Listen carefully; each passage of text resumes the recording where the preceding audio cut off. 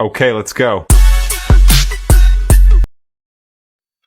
NCERT math class 10 प्रश्नावली 1.2 question number 2 का दूसरा 510 और 92 का अभाज्य गुणनखंड के द्वारा महत्तम समावर्त और लघुत्तम समावर्त ज्ञात करना है। तो सबसे पहले हम लोग 510 का अभाज्य गुणनखंड निकालेंगे।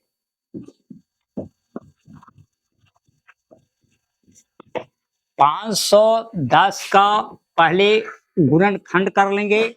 2 से 2 दूना 4, 1 बचेगा, 1 पे के 11, 2 पंचे 10, 1 बचेगा, 2 पंचे 10। फिर ये 5 से काटेंगे, 5 25, 5 5, 3 17। सबसे पहले इसमें सबसे जो छोटा होगा उसको लिखेंगे। सबसे छोटी संख्या 2 है, इसके बाद 3 है, इसके बाद 5 है, सबसे बड़ी संख्या 17 है। अब 92 का अभाज्य गुणनखंड करेंगे। 2 से भाग देंगे, 2 चौका 8, 2 छक्के 12, 23 दूना 46। फिर यह 23 से कटेगा तो 1 आ जाए। इसका अभाज्य गुणनखंड आ गया 2 गुने 2 गुने 23। महत्तम समावर्त निकालना है।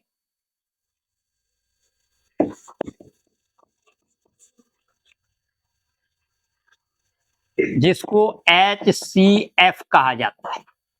अब ये देखेंगे कि दोनों में कौन सा अंक मिल रहा है। इसमें सिर्फ 2 मिल रहा है।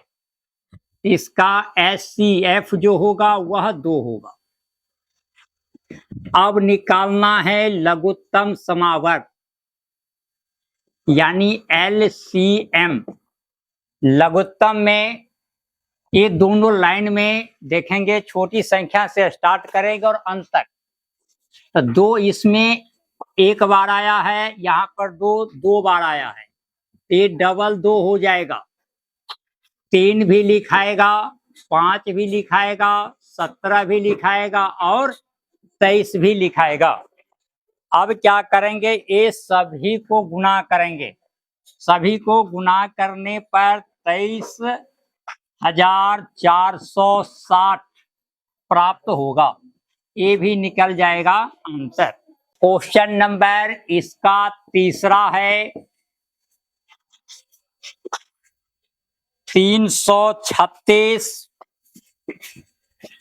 और 54। अब सबों को फिर 336 का अभाज्य गुणनखंड करेंगे। तो 336 2 से कटेगा, 2 1 2, 2 छक्के 12, 1 बचेगा, 2 अट्ठे 16, 2 अट्ठे 16, 2 चौका 8, 2 चौका 8, 2 दूना 4, 21, 3 सत्ते 21, 7 1 7। अब इसको लिखेंगे 2 गुने 2 गुने 2 गुने 2 गुने 3 गुने 7। अब 54 का अभाज्य गुणनखंड निकालेंगे। जब 54 को निकालेंगे तो ये 2 से कटेगा, 27 होगा, 3 से 9 होगा, 3 तिया 9 होगा, यानी 2 गुने 3 गुने 3 गुने 3। अब निकालना है महत्तम समावर्त। ए हो जाएगा जो यह दोनों लाइन में मिलेगा। दोनों लाइन में यह 2 मिल रहा है, 3 मिल रहा है, 3 दूना 6। अब लघुत्तम समावर्त निकालना है। इसमें 2 है, इस लाइन में भी 2 है, लेकिन सबसे ज्यादा 2 यह लाइन में है, पहली वाली लाइन में है। जो 4 2 है, 1 3 जो है इसमें 3 है, 3 गुने 3 गुने 3 और 7 भी है। अब सबों को गुना कर लेंगे, 2 गुने 2 गुने 2 गुने 2 गुने 3 गुने 3 गुने 3 गुने 7। अब सबों को गुना करेंगे तो ये हो जाएगा 3024 आंसर।